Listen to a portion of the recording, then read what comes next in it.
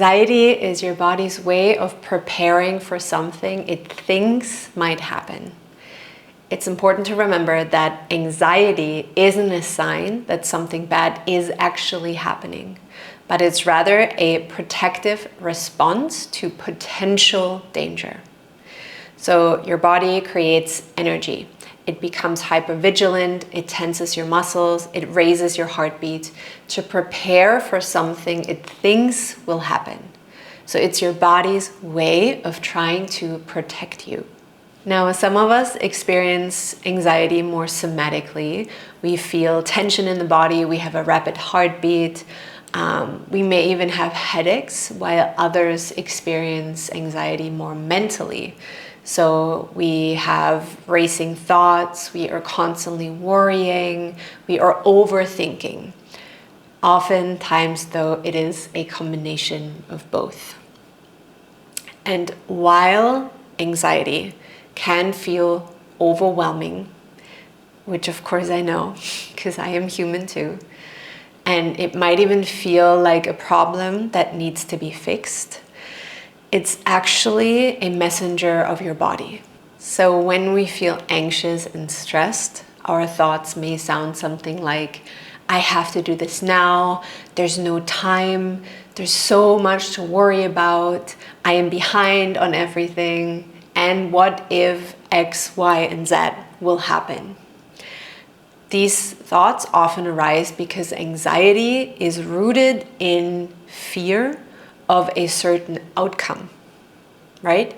A story our mind creates of what might happen.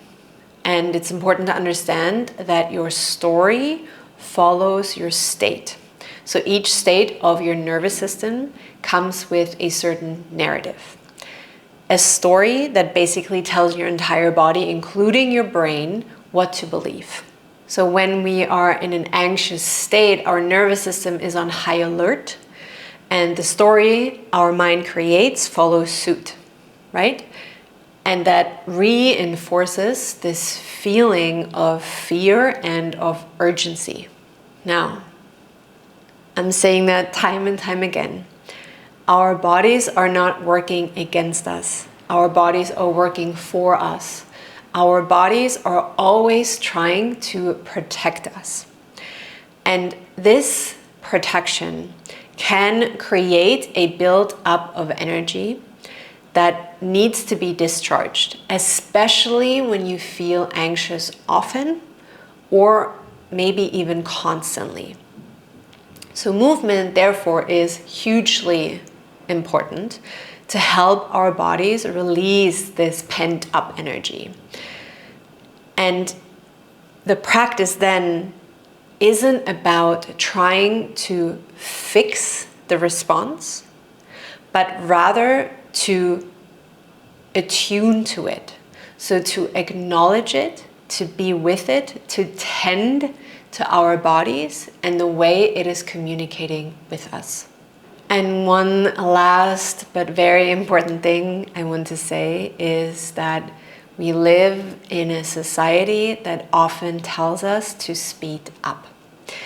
Our modern world is set up in a way that doesn't really allow us to move and live in our own pace, so we speed up.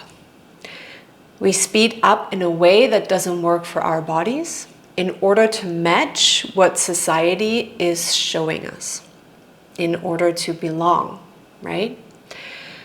And this made up sense of urgency, very important, it is a made up sense of urgency, can of course aggravate our anxiety and our stress even more.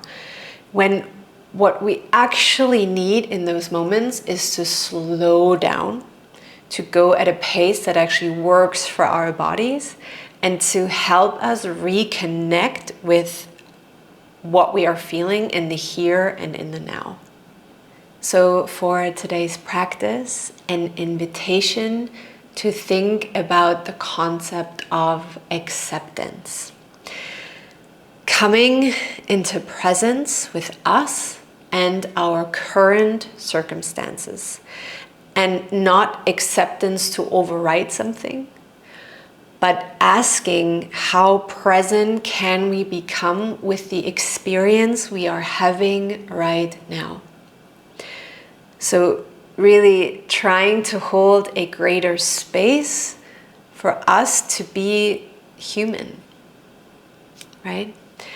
We'll be moving slowly today with the intention of understanding where we are at and how we are feeling and what it is that we need.